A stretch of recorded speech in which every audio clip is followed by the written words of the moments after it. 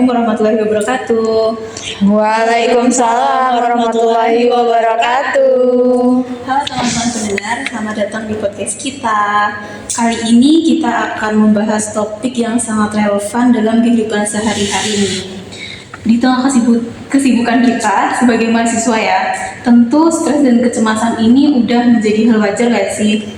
Nah, tapi bagaimana kalau misalnya kita tuh mengelolanya dari sudut pandang yang berbeda melalui kayak pendekatan iman ya. Nah, karena tadi aku bilang pendekatan iman, kali ini tuh kita akan membahas tentang mengelola stres dan kecemasan melalui iman. Sudah ada 3 narasumber yang cantik-cantik dan keren-keren. Kita akan berbagi pandangan atau pengalaman mereka nih. Yuk kita kenalan dulu sama mereka. Yuk, mulai dari Nazah. Halo semua, perkenalkan nama aku Nazah Rodifa Ila Makfiro, bisa dipanggil Nazah. Halo semua, perkenalkan nama aku Cindy Diareva Rizal Firara, bisa dipanggil Cindy. Halo semua, perkenalkan nama aku Anissa Ismardani, biasa dipanggil Nisa. Oke, mereka adalah 3 narasumber kita. Nah, aku mau perkenalkan diri aku. Nama aku Linda Salfatihah, biasa dipanggil Linda sebagai host ya. Oke, kali ini kalian ini dari mahasiswa psikologi bukan sih? Iya. Udah. Senang sekali bisa bertemu dengan kalian dan berbicara dari perspektif psikologi sekaligus spiritual ya. Di sini kita akan ngobrol dengan 3 teman kita dari jurusan psikologi nih. Oke, pertama-tama masuk dulu ke topik yang utama kepada Cindy ya. Dari pandangan psikologi, stres dan kecemasan itu apa sih menurut Cindy? Dalam psikologi saya, jadi kalau stres itu tuh kayak reaksi dari tubuh kita, itu tuh terhadap tekanan atau tuntutan. Jadi kayak ini tuh bisa muncul dari dalam maupun dari luar. Nah, sedangkan kecemasan tuh perasaan takut atau khawatir gitu ya, tanpa ada alasan yang jelas gitu. Kita kan sebagai mahasiswa ya, kayak kita tuh sering merasa cemas dengan tuntutan akademik, terus mungkin ada tekanan mental dari yang lain atau kayak ekspektasi orang-orang ya, terutama tuh pasti karena ekspektasi keluarga yang terutama tuh orang tua kan, kayak gitu sih. Oke, tugasnya banyak banget ya berarti sangat beban. Betul? Terus lanjut nih, kita mau bawa ke konteks agama. Menurut Nisa, gimana pendekatan iman bisa membantu menghadapi stres dan kecemasan ini?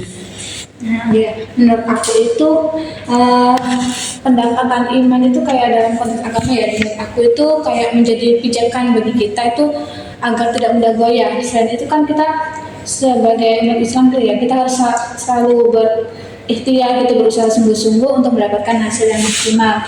Nah, setelah itu kita harus bertawakal tuh, memasrahkan segala yang sudah kita usahakan itu sama Allah yang sudah yang seharusnya milik kita gitu. Nah, itu tuh buat membantu kita tuh agar tidak mudah terbebani, habis itu nggak mudah stres, tidak mudah cemas. Itu tuh untuk membantu kita agar lebih enjoy aja dalam menghadapi semuanya sih. Nah, aku setuju banget sama Nisa. Nah, aku tuh punya pengalaman ya, kalau mau ulangan tengah semester atau ulangan akhir semester tuh biasanya merasa cemas. Nah, kalau udah biasanya mencapai rasa cemas itu, aku biasanya banyak berzikir, banyak berdoa, dan sering melakukan suatu meditasi. Nah, buatku tuh berdoa tuh bisa menenangkan diriku, terutama hatiku, terus juga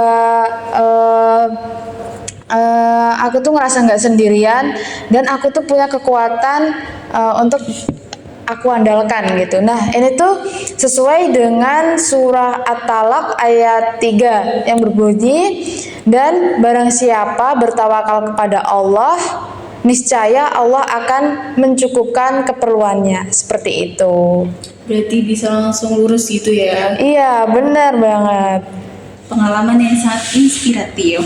Oke, jadi kalau bisa dibilang itu keyakinan nguatin mental kita ya kan? Iya, benar. Nah, menurut Cindy lagi nih, dari sisi psikologi, kenapa doa itu bisa ngeberi efek menenangkan buat Kalau dalam psikologi ya, jadi berdoa itu tuh dianggap sebagai coping mechanism. Kenapa gitu? Ya karena waktu kita berdoa, kita tuh mengalihkan fokus kita tuh dari pikiran yang kayak awalnya tuh perasaan negatif menjadi perasaan yang lebih kayak itu bisa membangun perasaan yang lebih positif gitu. Nah di sisi lain itu tuh dapat mengaktifkan bagian dari otak yang berhubungan dengan kayak Bisa tenang damai gitu ya. iya kayak berhubungan dengan ketenangan dan kedamaian gitu. Lalu Gak sih efek psikologisnya?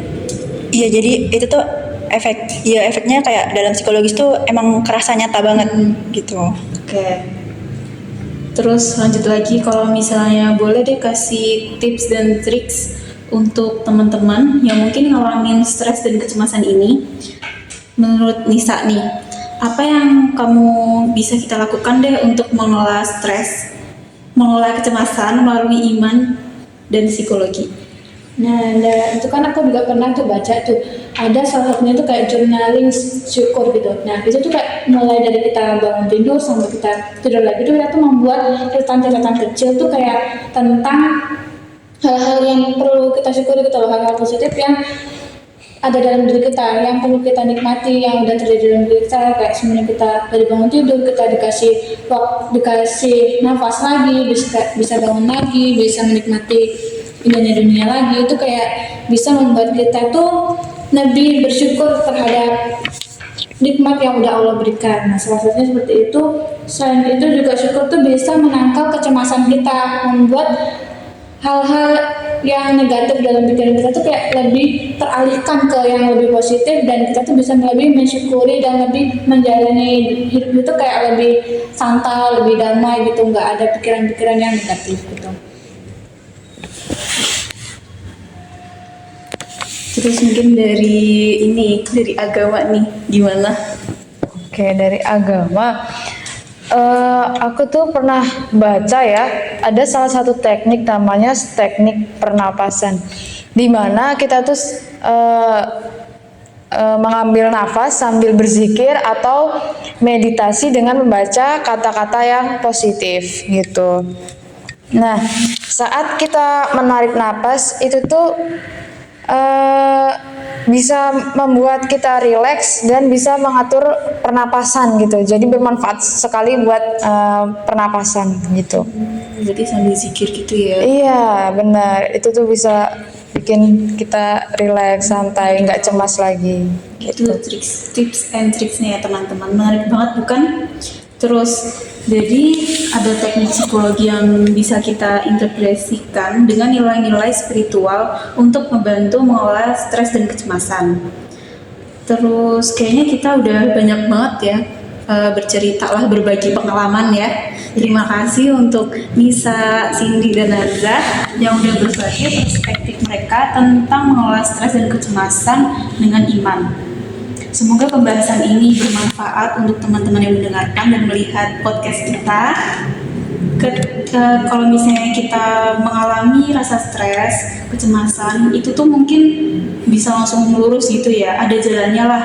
Salah satunya melalui pendekatan iman. Nah iya benar banget, itu salah satu kuncinya itu kayak kita tuh harus mencoba berbagai hal gitu, mana yang sekiranya itu cocok buat kita lakuin, buat kita tuh merasa lebih bisa berpikiran positif, bisa merasa lebih bersyukur lagi untuk menjalani hidup. Jadi itu kayak kita tuh nggak ada lagi tuh rasa-rasa cemas ataupun stres saat menghadapi ujian atau berbagai permasalahan terutamanya di bangku perkuliahan. Nah, betul banget. Terus ada pesan dari aku, selalu ingat setiap masalah itu pasti ada solusinya. Dan ada kekuatan yang lebih jika kita mau berusaha dan percaya pada diri kita. Gitu. Plus. Oke, terima kasih buat kalian semua, 3 narasumber yang cantik-cantik dan keren-keren ini. Kalian bagus bercerita lah di sini di podcast kita ya. Oke, semoga apa yang kita bagikan ini bisa memberikan harapan dan kedamaian buat yang sedang mendengarkan. Sampai jumpa di episode berikutnya. Dah. Dah.